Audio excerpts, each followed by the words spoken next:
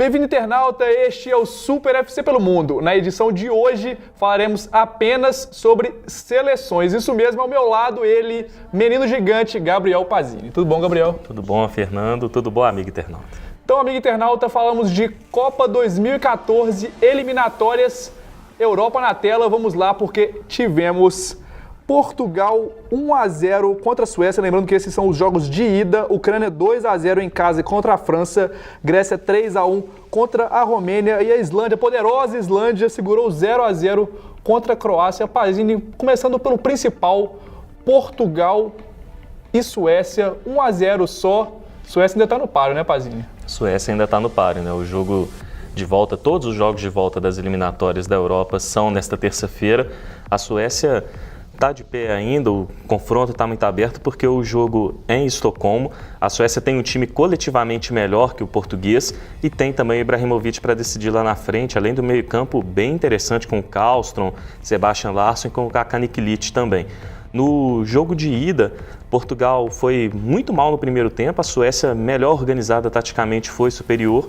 No segundo tempo, os portugueses, mais na base do abafa, foram melhores e o Cristiano Ronaldo, que apareceu pouco, o Ibrahimovic apareceu muito pouco também, mas o craque português definiu naquelas coisas de craque, né? Fica sumido o jogo inteiro, vai lá e define. Portugal que tem dois problemas sérios.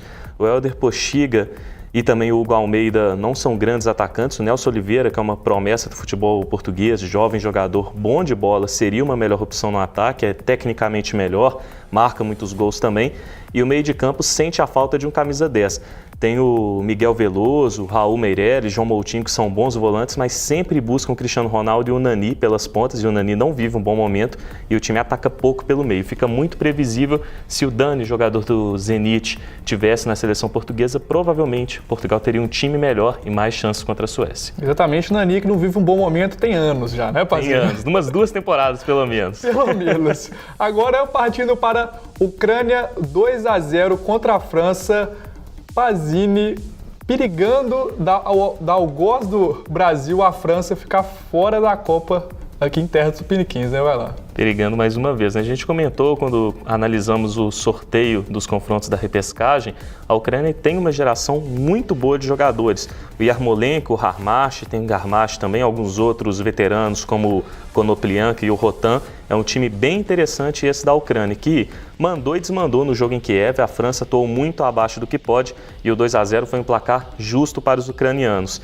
E agora o jogo de volta no Stade de France, lá em Paris, é um jogo com drama para a seleção francesa, né? A Ucrânia, se meter um golzinho, complica muito para a seleção dos Bleus, enquanto a França tem um melhor time, tem grandes jogadores como o Ribéry, o Benzema está bem no ataque agora, se recuperando no Real Madrid nos últimos jogos, e tem o Lloris, que é um baita goleiro, mas o time precisa jogar mais do que vem jogando. Tem condições, mas o confronto está pendendo mais para a Ucrânia e a França, depois de 20 anos, pode ficar sem ir para a Copa do Mundo de novo. Com certeza. E agora, outros dois mais fraquinhos ali, Pazini, Grécia levando a melhor contra a Romênia. Vai lá. A Grécia conseguindo uma grande vitória, com algo raro, né? Fazendo 3 gols no jogo. A Grécia normalmente pena para conseguir marcar um. E conseguiu marcar 3 nesse jogo, podia ter sido até 5, perdeu 2 gols claros.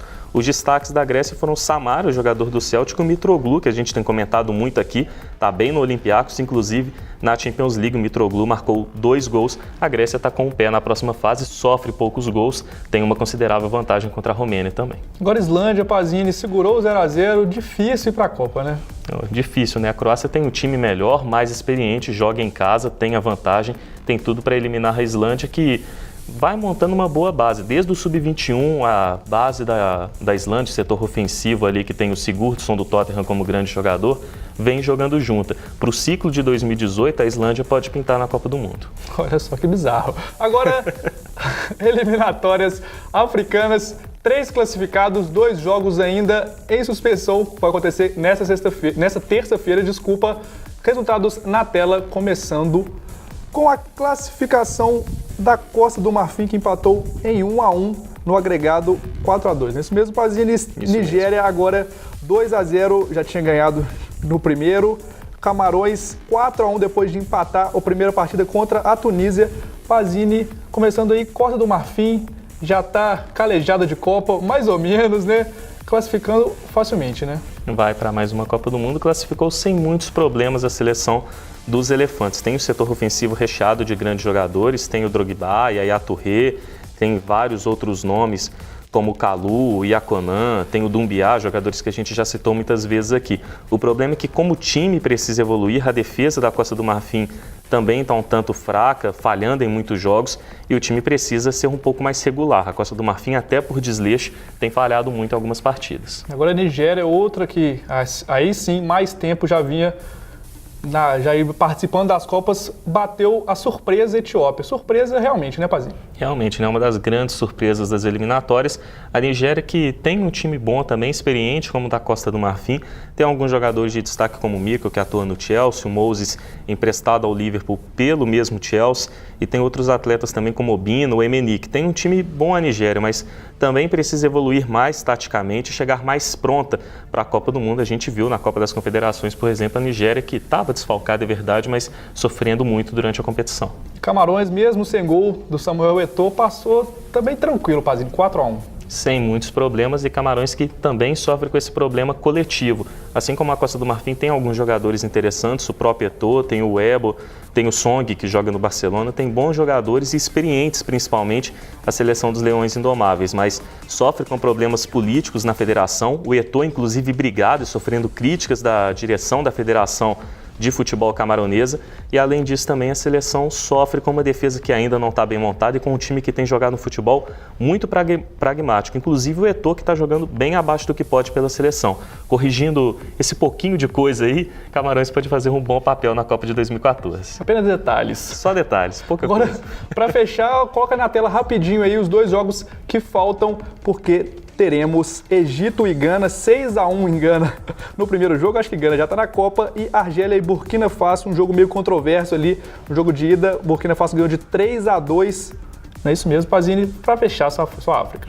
A Gana está praticamente classificada e a Argélia é favorita contra a Burkina Faso. Agora, repescagem internacional para a Copa de 2014 ainda, dois jogos bastante encaminhados, para não falar já garantidos, resultados na tela, porque tivemos México 5-1 contra Nova Zelândia e Uruguai lá na Jordânia, ganhando de 5-0. Pazini, fale mais dos desdobramentos do que do jogo em si, porque já está garantido. Foram duas sacoladas, né? O México, depois de muito tempo atuando abaixo do que pode, fez um bom jogo, mostrando que com vontade o time pode render aquele futebol que se espera. Tá com o pé na Copa, inclusive recebeu a Nova Zelândia com aqua-laca e tudo ali, a maior festa lá na Nova Zelândia para o jogo de volta. E a Jordânia, que tem um fato curioso, né? Depois da sacolada que levou em casa, 7 jogadores pediram dispensa do jogo de volta, o treinador aceitou, a federação está tentando convencer a turma lá a jogar ainda, mas já está praticamente classificado, Uruguai e México virão para a Copa. Não precisa desistir, né? Pelo menos competir, tem que aprender.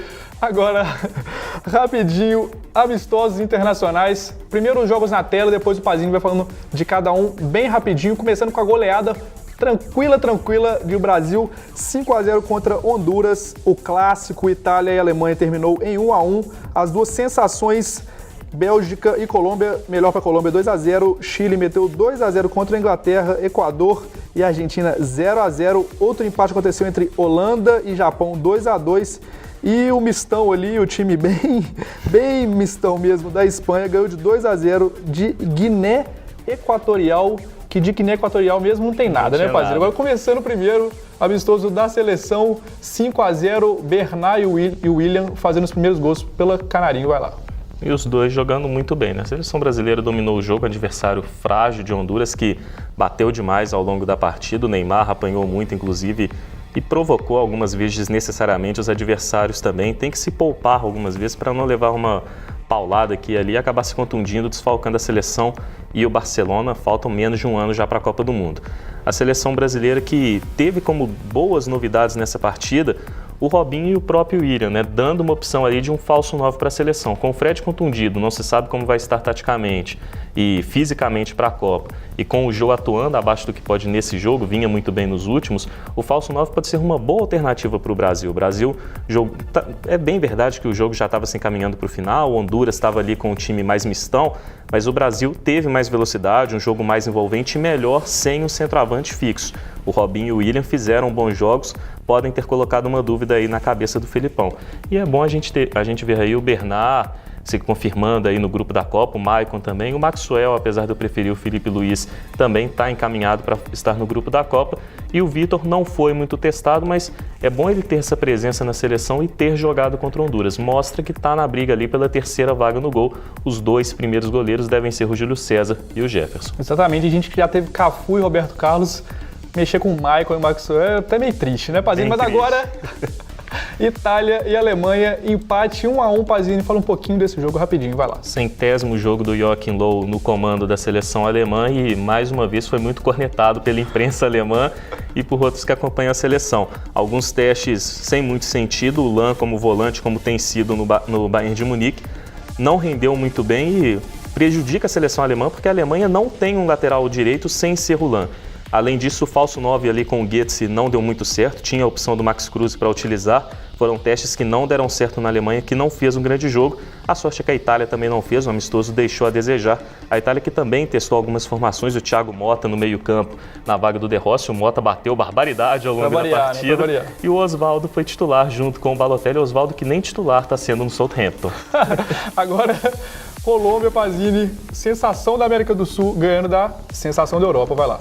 Jogando muita bola a seleção colombiana, foi um amistoso muito bom, futebol ofensivo, envolvente, as duas seleções criando muitas oportunidades. A Colômbia venceu com gols do Falcão e do Ibarbo e jogou muita bola, são duas das melhores seleções do mundo atualmente, com boas gerações, excelentes jogadores e que tem tudo para chegar bem na Copa do Mundo aqui no Brasil. O detalhe é que podia ter rolado um empate, a Bélgica mandou 2 bolas na trave durante o jogo. Realmente, agora, próximo adversário do Brasil, Chile, ganhou da Inglaterra por 2-0, lembrando que Brasil e Chile se enfrentam amanhã, 11 horas da noite, isso mesmo, 11 horas da noite em Toronto, no Canadá, por que não?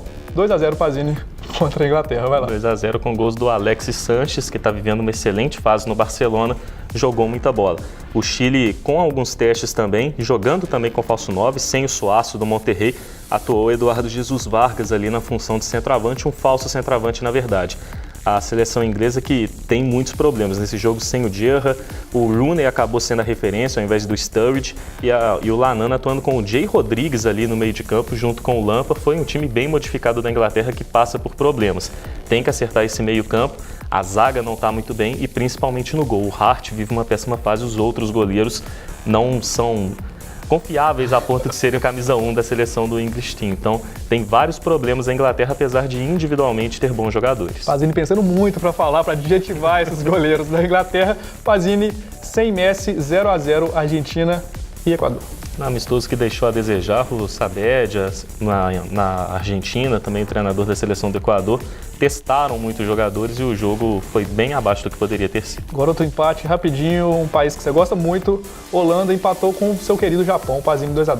2-2, num grande jogo, a Holanda sem o Robin van Persie, sem o Huntelaar, não tinha atacante para colocar na função de camisa 9, porque o Wolfswinkel está em péssima fase, o Bas Dost no Wolfsburg nem titular é, e a Holanda também não contou ali com o meio de campo com força total, mas teve o Robin, também teve o Van der Vaart, e a Holanda foi melhor no primeiro tempo. No segundo tempo, o Japão, que foi com o time titular, o Endo e o Kagawa entraram, cresceu muito de produção, fez um belo jogo e ficou ali um 2-2, que no final poderia ter sido uma vitória japonesa, que foi muito superior à seleção da Holanda na segunda etapa.